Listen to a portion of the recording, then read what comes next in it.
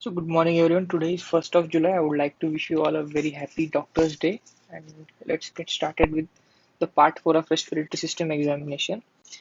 In this particular part, we'll look at the inspection of chest. We'll start with the inspection of chest. There are a few things in inspection of chest which will be covered over the period of 2 or 3 more videos. Okay. So first of all, when we do inspection, there are few things which we must look for in the upper respiratory tract.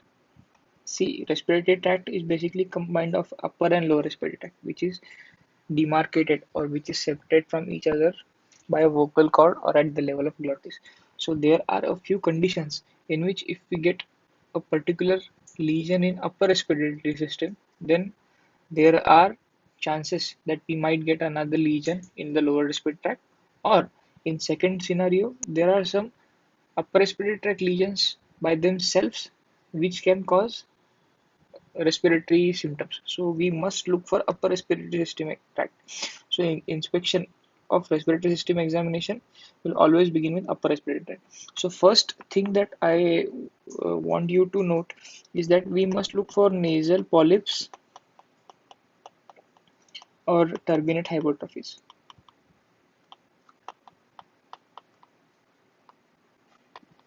So as you can see in this image, these are the nasal turbinate. This is superior turbinate, middle turbinate, and inferior turbinate. We all have learned this in ENT. So, if some kind of polyp occurs here, there is an inspiratory obstruction, and it will give rise to respiratory symptoms. So, we must look for any polyps. So, suppose in case there are no polyps present, and the turbinates are hypertrophied, even though hypertrophied turbinates, they can cause respiratory symptoms. So, we must look for polyps and turbinate hypertrophy. The second thing that we must look for, the second condition rather than there is a condition in which we get recurrent sinusitis. The patient gives history of recurrent nasal drainage, post-nasal drip, recurrent headache, cheek pain. So there is a condition in which patient has recurrent sinusitis. He also gives history of pleurent sputums and recurrent episodes of cough, which is history of bronchiectasis. And if we do that patient's X-ray, we see that heart is on the right side. We get a dextrocardia, and as well as the fundus of the stomach, it is on the opposite side as well. So in this condition, we are calling it as situs inversus. And another thing that this male patients of having this particular syndrome, they tend to have male infertility. Yes, and the combination of these is called as Carter-Jenner syndrome. So this is a condition which peculiarly affects upper respiratory as well as lower respiratory.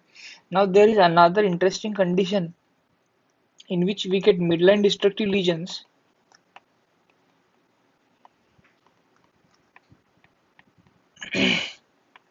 Midline destructive lesions, then we tend to get upper respiratory involvement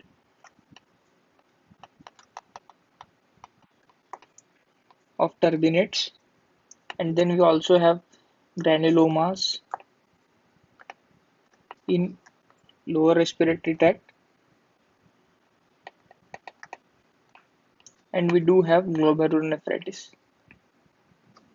So as many of you must have guessed this condition, we get the midline destructive lesions, then we get upper respiratory tract involvement, and such patients, they tend to have granulomas in their lung and chest. So this condition, we are calling it as Wegener's granulomatosis. Recently they have stopped using this term and they are using it with another term, that is granulomatosis with polyangiitis. Polyangiitis. There are a few more conditions in which we tend to get upper respiratory involvement in along with the lower respiratory tract. One of it is something known as Samter's triad, in which the patient he has sensitivity, sorry, aspirin allergy, gives history of bronchial asthma, and he also has nasal polyps.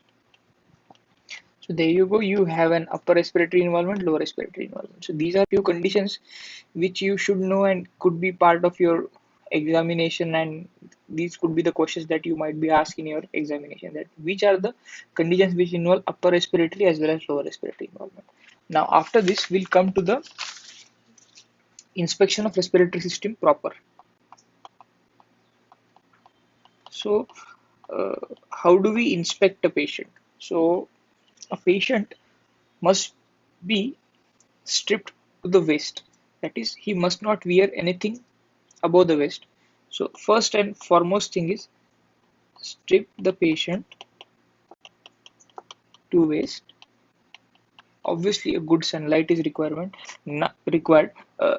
Now, what many books refer to as which is the best position to inspect the patient. So, as long as the spine of the patient is straight, as long as spine is straight,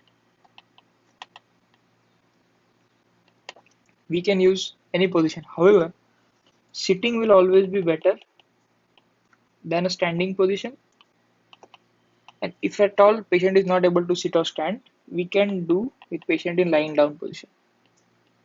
However, all of these conditions, even lying down is fine as long as the spine of the patient is correct. Otherwise, what happens is if the spine is curved or tilted in a wrong way, the respiratory movements and respiratory measurements that we are going to take ahead, they will be affected, and we might come to a wrong diagnosis because of this. So suppose this is your patient. Now suppose your patient can sit. So suppose we have given him a chair, and now your patient is sitting on the chair. Okay, and now we have started with the examination. So now what we are going to do is first we'll start with the front side of the chest. Now, as I have told you already in the first video itself, all the examination headings, that is infection, percussion, palpation, auscultation, we are going to do in a particular disciplined manner, and we are going to define findings in each and every area. The areas I have already told you in the first lecture, that is anteriorly you have clavicular, supraclavicular, infraclavicular, mammary. Laterally you have axillary, infraaxillary, and down at the posterior side you have scapular, suprascapular, infrascapular, and interscapular area. So all the findings of percussion, auscultation, inspection, palpation, we are going to discuss in terms of these areas only. Okay. So what they classically say is, if the patient is in lying down position, if patient is lying down, so what you should ideally do is the doctor, let me take this, sorry, let me take this fellow somewhere else. Okay. So the doctor should ideally be watching the patient from the foot end of the bed, which is at the foot end of the patient, and the doctor should be looking tangentially at the chest. So suppose this is your doctor, this is his stethoscope. So he should be looking tangentially from the foot end of the bed, the foot end of the patient, obviously. So this is how you should do, this is how you should start inspection ideally according to the standard textbooks. However, it does not matter, you should know it just for the theoretical purposes. So another important thing that we must know is when we are examining the front, then while examining the front, we are mainly getting the information which is related to upper and middle lobes.